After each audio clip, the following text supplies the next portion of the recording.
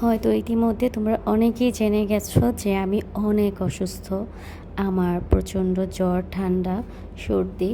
তো এই সর্দিতে, এই জ্বরে, যেকোনো রোগের জন্য স্যুপ ভীষণ উপকারী। তো আমি দেরি না করে ভাবলাম একটু স্যুপ বানিয়ে খেয়ে ফেলি। তো আমার প্রথমে কিভাবে স্যুপটা বসিয়েছি তোমরা দেখেছো। আমি একটা ইনস্ট্যান্ট স্যুপ বসিয়েছি। তো সেখানে আমি ডিমটা ফেটে নিলাম।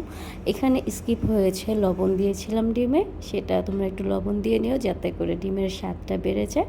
আর স্যুপের মধ্যে যদি তোমরা ডিম দিয়ে নাও তাহলে একটা এক্সট্রা এনার্জি তৈরি হবে তোমাদের শরীরে। সো ডিম দিতে ভুল করো না।